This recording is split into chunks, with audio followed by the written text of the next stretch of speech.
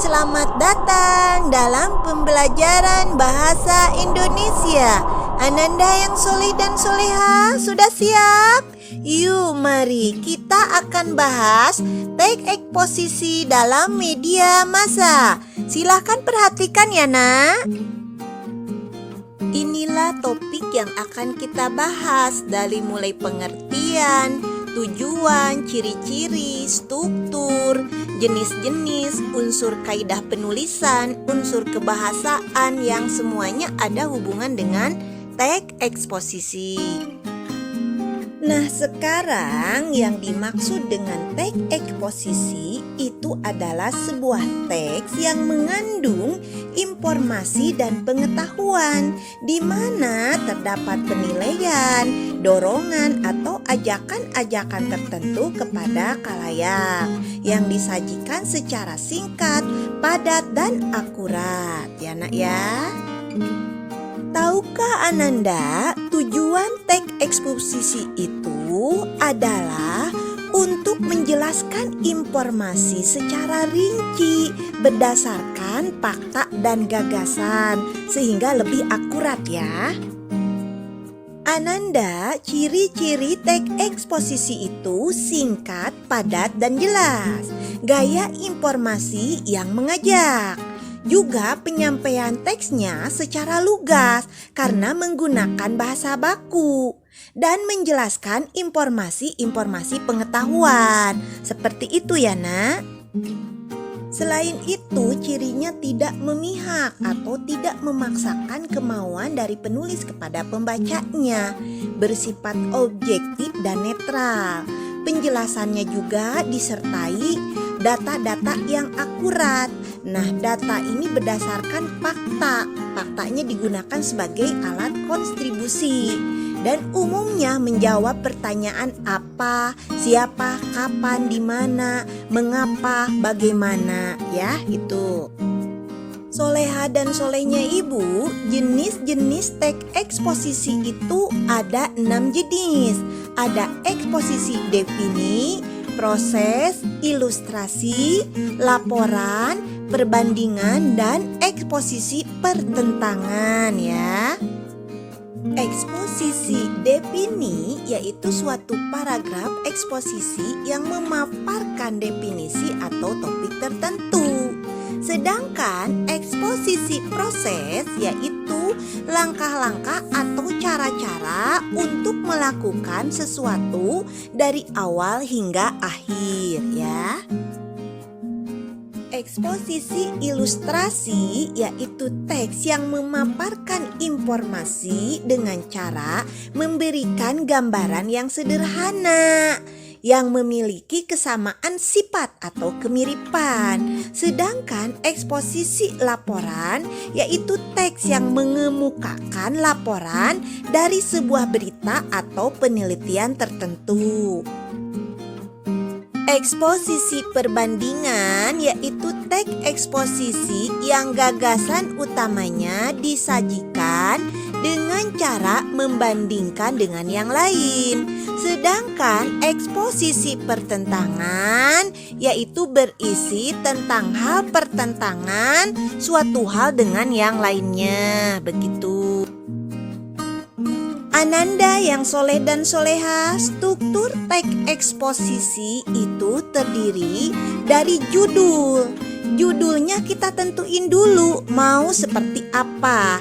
Kemudian di paragraf pertama berisi pernyataan umum atau tesis, topik yang atau informasi yang akan kita sampaikan kepada pembaca. Informasi atau topik yang akan disampaikan itu harus disertai dengan argumentasi berdasarkan data dan fakta. Kemudian terakhir yaitu penegasan ulang pendapat atau kesimpulan dari informasi yang kita sampaikan kepada pembaca tapi bersifat tidak memaksa ya. Dalam kaidah penulisan teks eksposisi, pertama kita tentuin dulu topik yang akan kita sajikan. Kemudian tentukan tujuan dari topik tersebut itu untuk apa, sehingga kita bisa memilih data yang sesuai dengan topik atau tema yang kita bahas. Lalu buatlah kerangka karangan agar dalam pembahasan ini lebih terinci, kerangka karangannya bisa kita kembangkan. Dan terakhir, membuat simpulan dari topik yang telah kita bahas itu. Begitu ya, Nak? Untuk unsur kebahasaan teks eksposisi itu ada 3. Ada pronomina, kata ganti, ada nomina, kata benda, dan verba, kata kerja, serta konjungsi, kata penghubung. Pronomina atau kata ganti yang menggantikan nomina atau prasa nomina itu terdiri dari 2 jenis. Ada pronomina persona, ada pronomina non persona. Pronomina persona ini terdiri dari kata ganti orang, baik tunggal maupun jamak. Contohnya untuk persona tunggal, ia, dia, anda, kamu, aku, saudaranya, mu, ku, si. Sedangkan persona jamak, kita, kami, kalian, hadirin, para. Nah, untuk pronomina non persona itu kata ganti bukan orang, terdiri dari pronomina petunjuk dan pronomina penanya. Pronomina petunjuknya itu terdiri dari ini, itu, sini, sana, situ. Pronomina penanyanya apa, mana, siapa. Nomina atau kata benda itu adalah kata yang mengacu pada benda, baik nyata maupun abstrak. Dalam kalimat biasanya disebut subjek. Nomina di sini dibagi menjadi 2. Ada nomina dasar, ada nomina turunan. Contohnya nomina dasar seperti gambar, meja, rumah, pisau. Nomina turunan contohnya perbuatan, pembelian, kekuatan. Anakku, verba atau kata kerja itu adalah kata yang mengandung perbuatan, proses, atau keadaan yang bukan sifat, berfungsi sebagai predikat. Sedangkan yang dimaksud dengan konjungsi atau kata penghubung adalah kata yang mengandung perbuatan, proses atau keadaan yang bukan sifat, berfungsi sebagai predikat. Anakku, perhatikan ke depan. Di sini ada salah satu contoh teks eksposisi dari media massa, yaitu nasib hutan kita semakin suram.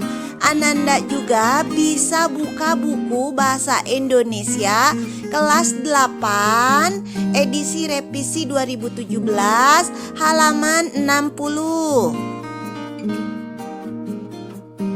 Jika kita perhatikan dari teks eksposisi tadi, terdapat unsur-unsur pembentuk teks eksposisi. Yang pertama adalah gagasan, yang kedua adalah fakta. Dari contoh teks eksposisi tadi terdapat 2 gagasan di paragraf pertama dan paragraf kedua. Paragraf pertama menceritakan bahwa hilangnya hutan Sumatera akan diikuti oleh hilangnya atau musnahnya hutan Kalimantan. Paragraf kedua gagasannya yaitu bahwa pengelolaan hutan tidak menunjukkan adanya perbaikan, malah semakin terjadi penebangan liar maupun kebakaran hutan. Sedangkan faktanya terdapat pada paragraf ke-9 halaman 61. Di situ diceritakan dari bulan Januari sampai Oktober itu terjadi kebakaran di Provinsi Riau yang meningkat di bulan Oktober di Provinsi Riau, Sumatera Barat, dan Jambi. Jadi kesimpulannya, gagasan itu adalah ide atau pendapat berupa komentar, penilaian, saran, dorongan, dan bujukan. Sedangkan fakta adalah keadaan atau peristiwa yang merupakan kenyataan, benar-benar terjadi atau benar-benar ada. Fakta ini untuk memperkuat gagasan sehingga lebih meyakinkan kepada khalayak atau orang banyak. Sekarang silakan berlatih di rumah. Cari contoh berita di media massa, lalu tentukan di paragraf mana gagasan dan faktanya. Selamat berlatih, semoga bahagia dan terima kasih.